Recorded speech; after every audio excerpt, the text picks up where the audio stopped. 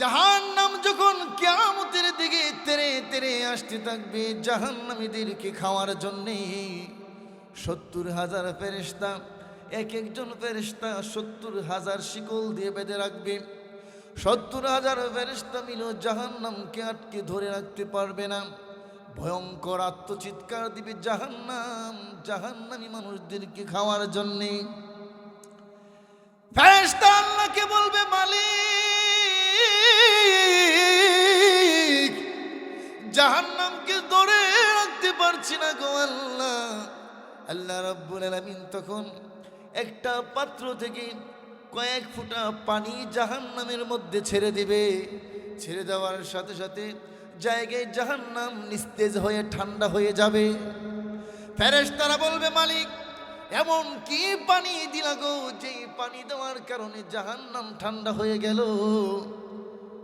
আল্লাহ, এই পানি কি হাউজে কাউসারের পানি? না না। এই পানি কি আরশে আজিমের তলদেশের পানি? না না। সেটা কি আল্লাহ কি পানি দিলা? আল্লাহ রাব্বুল আলামিন তখন বলবেন, এটা কোনো হাউজে কাউসারের পানি নয়, এটা কোনো আমার আরশে আজিমের তলদেশের কোনো পানি নয়। এটা হলো আমার গুনাহগার উম্মতের পানি, আমার গুনাহগার বান্দার পানি। আমার গুনাহগার বান্দা গুনাহ করে যখন আমি আল্লাহর দরবারে সিজদা দিয়ে চোখের পানি ছেড়ে দিয়ে কান্না করেছিল, আমার বান্দা নামাজের মধ্যে গিয়ে বলেছিল, ও আল্লাহ, অন্যায় করেছি, গুনাহ করেছি, পাপ করেছি মাওলা, আর কোনোদিন জিনা করব না, আর কোনোদিন সুদ খাবো না, আর কোনোদিন অন্যায় করব না, আর কোনোদিন নামাজ ছাড়বো না আল্লাহ। এইভাবে যখন আমার বান্দা চোখের পানি ছেড়ে দিয়া কান্না করেছিলাম, আমার বান্দার চোখের পানি বান্দা মনে করেছিল জমিনে পড়ে গিয়েছে। না না, আমার বান্দার চোখের পানি আমি জমা করে রেখে দিয়েছিলাম আজকের এই দিনের জন্যে।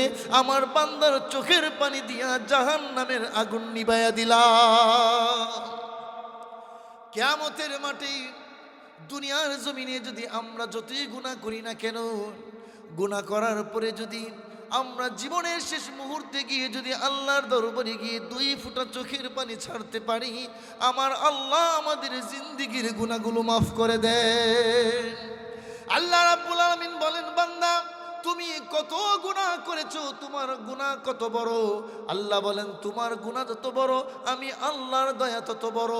ও বান্দা, তোমার গুনাহ যদি পৃথিবীর খাল বিলের সমান হয়, আমি আল্লাহর দয়া সমুদ্র সৈকতের মতো।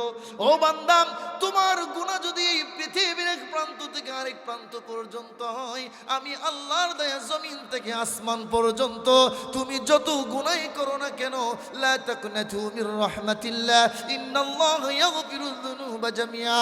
বান্দা, যত গুনাহ করস না কেন রে বান্দা, সমস্ত গুনাহ নিয়া আমি আল্লাহর দরবারে যদি হাজির হইতে পারো, আমি আল্লাহ তোর জিন্দেগীর সব গুনাহ মাফ করে দেব।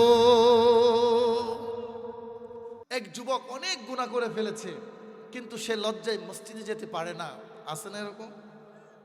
আল্লাহ বলেন, বান্দা, কত গুনাহ করছস বল, যা মসজিদে গিয়ে তওবা কর। বান্দা বলে, আল্লাহ, অনেক গুনাহ করছি, কিন্তু আল্লাহ, এই সময় যদি মসজিদে গিয়ে নামাজ পড়ে তোমার কাছে কান্নাকাটি করি, মানুষ দেখলে আমাকে লজ্জা দিবে আল্লাহ, আমি যাইতে পারতাছি না। আল্লাহ বলে, আচ্ছা ঠিক আছে, মসজিদে যাইতে হবে না, ঘরের এক কোনায় বসে আমার কাছে তওবা কর। আল্লাহ, ঘরের মানুষ দেখলেও তো লজ্জা দিবে। আল্লাহ বলেন, ঠিক আছে, সেটাও যদি না পারস, সবাই যখন ঘুমায়া যাইব, তখন তুই একাকী তোর বিছানায় শুয়ে শুয়ে লাইটটা অফ করে 2 ফোঁটা চোখের পানি ছেড়ে দিয়া আমি আল্লাহর দরবারে কান্না করিস, আমি আল্লাহ তোর জিন্দেগীর সব গুনাহ মাফ করে দেব। আর একটু জোরে বলেন সুবহানাল্লাহ। একমাত্র গুনাহগারের চোখের পানি দিয়ে জাহান্নামের আগুন নিভানো সম্ভব, ঠিক কিনা বলেন? আর একটু জোরে বলেন। আমরা জীবন অনেক গুনাহ করেছি, করছি না? কথা বলে না মানুষের এক জীবন। আমি প্রায় জায়গাতেই বলি, আমি আমার জুমার মসজিদে প্রায় জুমাতে বলি যে গুনাহ করাটা অপরাধ নয়, কিন্তু গুনার মধ্যে লেগে থাকাটা অপরাধ। বুঝেন নাই কথাটা? গুনাহ করাটা অপরাধ না, কিন্তু গুনার মধ্যে লেগে থাকা, মাঝে মধ্যে নামাজ পড়ে না, ছেড়ে দেয়, এটাও অপরাধ না।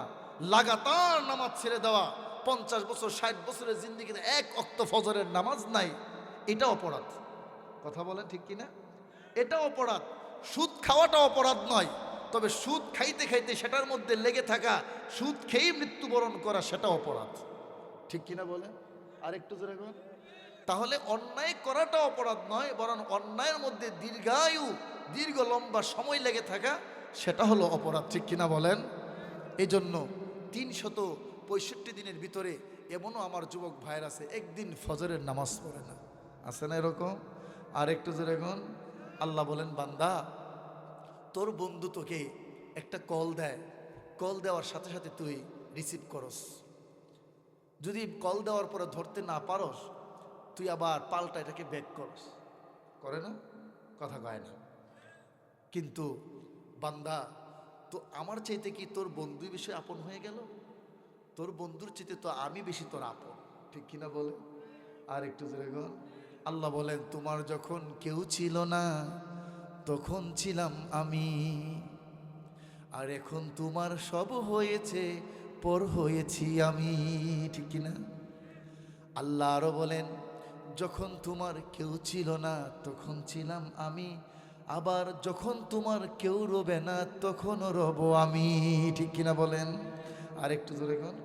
কবর জগতে কেউ থাকবে না, কিন্তু থাকবে আমার আল্লাহ এবং তার রাসূল। ঠিক কিনা বলেন? আর একটু জোরে বলেন। কেউ যাবে না, কেউ যাবে না।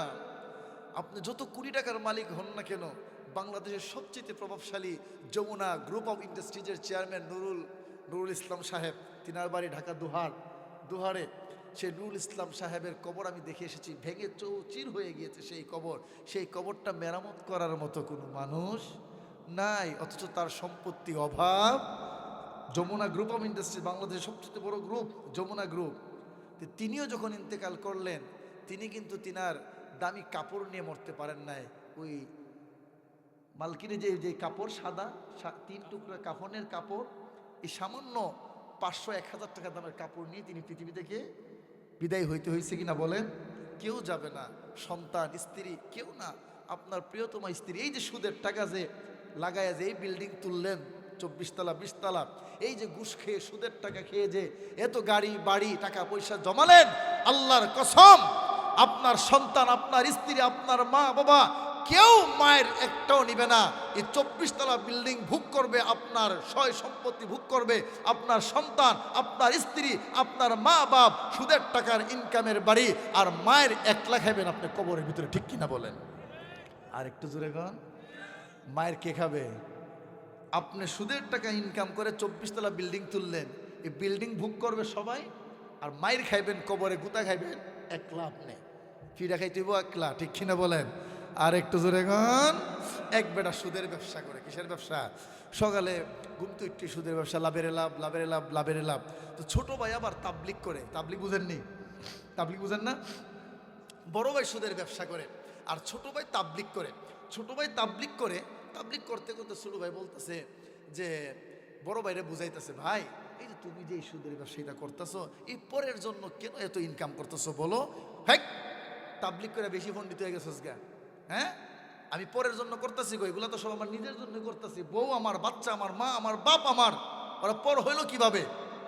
ছোট ভাই বারবার বলার পরে বড় ভাই একদিন বলে, আচ্ছা ঠিক আছে, তুই আমারে বুঝাইতে পারবি নি ওরা যে আমার পর কিভাবে? আচ্ছা ঠিক আছে ভাই, তাহলে আমার একটা শর্ত তোমার মানতে হবে। কি শর্ত? তাহলে তোমার মরতে হবে। মরে যা মুগা, ফাঁসি লেগে এখন না, মরার আগে তোমার মরার ভান ধরতে হবে। কেমনে? তাহলে আমার কথা মতো তুমি করবা, কিন্তু আমি না বলা পর্যন্ত তুমি একটা টু শব্দ করবা না। আচ্ছা ঠিক আছে। তুমি বাড়ির ভিতরে আইসা বলবা, বুকের মধ্যে ব্যথা উঠছে রে, ব্যথা উঠছে কয়ে সেরা তুমি বাড়ির উঠানের মধ্যে পড়ে যাবে, আর বাকি যা করার আমি করুন। আচ্ছা ঠিক আছে। এবার বাড়ির উঠানের সামনে বড় ভাই আইসা বলতেছে, বুকে ব্যথা রে, ব্যথা কইতে গেছে পয়রা উঠানের মধ্যে। এমনি মা বাপ সবাই দৌড়াইয়া বলতেছে ছোট ছেলেরা, কিরে তুই না ইমাম সাহেবের সাথে চলস, তাবলিক করস, দোয়া কালাম পড়ছস, একটা ফু দে। তো ছোট ভাই বলতেছে, আমার দোয়া তো বড় গরম দোয়া, দিলি লেগে জায়গা, লাগা গরম দোয়া। এবার ছোট ভাই বলতেছে, আচ্ছা ঠিক আছে। তো এবার ছোট ভাই গরম দোয়া লাগানোর আগে তেমনি মা বাপ একজন কান্তাছে আর কি। মা বলতেছে, আল্লাহ আমার আগে আমার সন্তান নিয়ে গেল আগে, আমার সন্তান রে নানি আমারে নিয়ে যাইতে। বাপেও বলতেছে বাপ হয়ে সইতে পারতাছি না, লাশ কেমনে কাঁদে নিমু আল্লাহ, আমারে নিয়ে যাইতে। আর এদিক দেয়া বউ কান্তাছে, আমার সোনার জীবন বিফলে গো, সোনার জীবন বিফলে। এবার সবাই মিল্লা কইতাছে দোয়া একটা লাগা, গরম দোয়া। এবার ছোট ভাই কি দোয়া লাগাইব, তো কোনো রোগ নাই, আসলে তো কিচ্ছু না। এমনি করে সে বুকের মধ্যে হাত দেয়া কইতাছে ব্যথা তো আমার হাতে পড়ছে, ব্যথা কইয়া পড়ছে, আমার হাতে পড়ছে। এই ব্যথা যার শরীরে দিমু বাইরটা যাইব গা, আর যার শরীরে দিমু সে বাঁচতেও পারে মরতেও পারে। তেমনি ব্যথা সর্বপ্রথম নিয়ে বাপের কাছে গেছে, আব্বা এই পৃথিবীতে পুরুষের মধ্যে সন্তানের জন্য একমাত্র মায়া দয়ালু হলে একমাত্র বাবাই হয় সন্তানের জন্য। আব্বা ব্যথাটা তুমি নিয়ে নাও, এই ব্যথা নিলে তুমি মরতেও পারো নাও মরতে পারো, কিন্তু মরার সম্ভাবনাই বেশি। বাপ গো বাপ রে, এই বুড়া হয়ে আমি ব্যথা কেমনে নেবো, হায়াত নাই মরে গেছে গায়ে কি জোর করে রাখা যাইব, এই ব্যথা আমি কেমনে নেবো। বাপ ব্যথা নিল না, গেল মার দ্বারে, মা এই পৃথিবীতে আসমানের নিচে জমিনের উপর একমাত্র তুমি দয়ালু সন্তানের জন্য, মা ছাড়া সন্তানের দয়ালু আর কেউ নয়, আম্মা ব্যথা তুমি নিয়ে নাও। মা বলে বাপ রে, তোর আব্বা পুরুষ মানুষ হয়ে ব্যথা নিল না, আমি মহিলা মানুষ হয়ে ব্যথা আমি কেমনে নিমু, এটা আমি নিতে পারতাম না। গেল ভাবির দ্বারে, ভাবি আপনার তো সোনার জীবন বিফলে, তো রূপার জিন্দিগি রেখার কি করবেন, তো ব্যথাটা আপনিই নিয়ে যান গা। ভাবি উঠটা গো, আমি কি বিয়া বই আইছিলাম তার ব্যথা নিবার লিগিয়া, ভাই হুনতাছে নি কথা কয় না। ভাই মনে মনে কইতাছে ছোট ভাইয়ের কাছে ওয়াদা দেওয়া, তুই গত রাত্রে আমার বুকের মধ্যে মাথা রেখে কি কইছিলি, মরলে বাঁচলে একসাথে আমার সাথে মরবি, আর এখন ব্যথা নিতে রাজি হস না। মনটা চাইতাছে উঠা তোর চুলের মধ্যে দইরা কন্যাইতে কন্যাতে লাইতে লাইতে বাড়ির থেকে বিদায় কইরা দেই, কিন্তু ভাইয়ের সাথে ওয়াদা দেওয়া উঠতে পারতাছি না। যাক, আর ফুলাফান ঘরের মধ্যে লাড়ি লুডি লেখার রয়েছে, ব্যথলে আইলি বাড়ি শুরু করে দিব। তখন ছোটো ভাই বলতেছে ব্যথা কিন্তু আমি আর রাখতে পারতাছি না, ব্যথা আমি দিলাম সাইরা, যা সরলে পড়লো। তো যারা আসে লোক বাড়ি ঘরের মধ্যে কতখানে দরজা জানালা খুঁজা বাইর করবো, বেড়া সেরা বাইঙ্গা যে যেমন দাফার এখানটা দৌড়। এবার ছোট ভাই বড় ভাইরে বলতেছে ভাই ঘুম তো উঠতে যাও গা। উঠতে বলতে ভাই দেখছো দুনিয়ার জমিনের ব্যথা কেউ নিতে রাজি হলো না, সেই ব্যথা কেউ মরতেও পারে আবার নাও মরতে পারে, সামান্য এই ব্যথাটা নিতে রাজি হলো না। আল্লাহর কসম, খোদার কসম, কবরের আযাবও কেউ তোমার নিতে রাজি হবে না, ঠিক কিনা বলেন? আর একটু জোরে বলেন। 4 নাম্বার কর্মসূচি হলো ওয়াত্তাকি। তাকি হলো গুনাহ করার আগের ভয়। আমার এখন মন চাইতেছে চুরি করতে, যেই মাত্র চুরি করার মন চাইলো, হঠাৎ করে মনে হলো আমার আল্লাহ আমাকে দেখতেছে, ঠিক কিনা বলেন? আর একটু জোরে বলেন। ইন্নী আখাফুল্লাহ, আমি আমার আল্লাহকে ভয় পাই। আমার জিনা করতে মন চাইলো, ইন্নী আখাফুল্লাহ। আমি অন্যের সম্পদ লুণ্ঠন করতে মন চাইলো, ইন্নী আখাফুল্লাহ। আমি নামাজ পড়তে মন চাইলো না, ইন্নী আখাফুল্লাহ। গুনাহ করতে মন চাইলো, ইন্নী আখাফুল্লাহ। গালি দিতে মন চাইলো, এই মুহূর্তে ইন্নী আখাফুল্লাহ। অর্থাৎ সব কাজ গুনাহ করার খালি ইচ্ছাটা আমার মধ্যে আসলো, সেই মাত্রই আমি ইন্নী আখাফুল্লাহ, আমি আল্লাহকে ভয় পাই। আল্লাহর ভয় আমার অন্তরে এসে গেল। আল্লাহর ভয় আসার সাথে সাথে যে গুনাহ ছেড়ে দেয় সেটাকে বলে তাকি। আল্লাহ পাক রব্বুল আলামিন আমাদের সবাইকে এই 4 কর্মসূচির উপর আমল করা তৌফিক দান করুন। সবাই বলে আমিন।